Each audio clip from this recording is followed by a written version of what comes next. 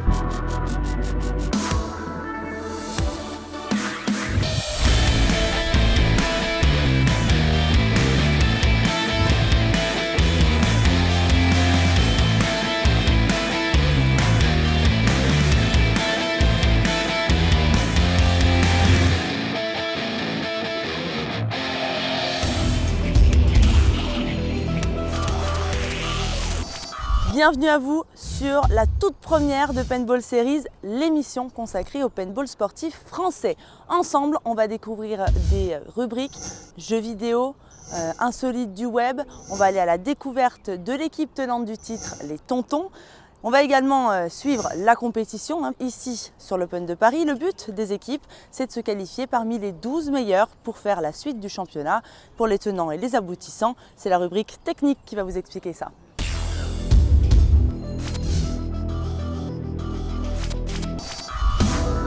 L'Open de Paris, c'est véritablement l'ouverture de la saison nationale de paintball. Événement festif, mais surtout sportif, sur lequel les équipes engagées jouent leur saison en championnat de France. Toutes les équipes vont se rencontrer dans un format de match bien précis, le Race to 4. Le Race to 4, c'est la course à 4 en français. Ça va être le premier qui va gagner 4 points. Donc le premier qui arrive à 4 points va gagner un match. Il faut partir d'un côté du terrain, aller de l'autre côté du terrain et appuyer sur un buzzer. Et quand on appuie sur ce buzzer, on marque un point. Donc les deux équipes partent en même temps et les points vont s'enchaîner au fur et à mesure. Une partie peut durer maximum 10 minutes, c'est-à-dire 10 minutes de jeu. À chaque fois qu'on marque un point, il y a un temps interjeu. On va compter que le temps pendant lequel les joueurs jouent. Donc la partie s'arrêtera soit au terme des 4 points, c'est-à-dire si une équipe marque 4 points, ou alors s'il y a eu 10 minutes de jeu et là on arrêtera au score à la fin de ces 10 minutes. En paintball, les équipes sont composées de 5 joueurs et chacun occupe un poste particulier.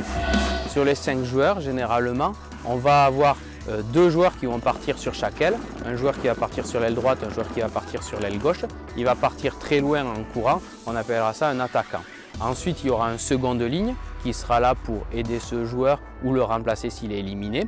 Et enfin, au milieu, on a ce qu'on appelle un middle ou un centre qui sera le joueur qui devra un petit peu rééquilibrer sur le terrain ou alors appuyer sur une attaque ou l'autre d'un côté.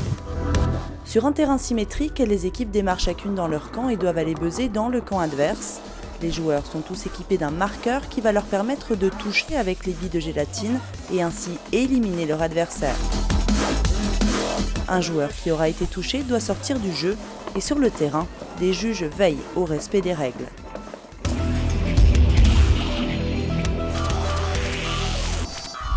On vient de voir avec Patrice Guigou comment fonctionnait la LNP. Maintenant, on va se concentrer sur les tenants du titre. Ils s'appellent les Tontons, ils sont hyper motivés. C'est parti!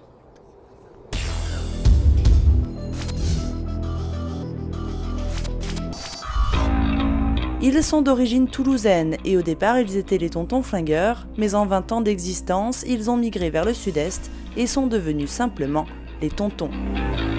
Ils privilégient avant tout la bonne humeur sur les compétitions.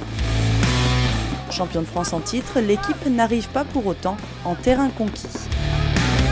C'est toujours un peu délicat le début de saison parce que justement on ne sait pas, malgré qu'on connaisse toutes les équipes contre qui on va jouer, on ne connaît pas leur préparation hivernale. Donc on ne sait pas s'ils ont une bonne préparation ou une mauvaise préparation. Également, il y a des changements de roster.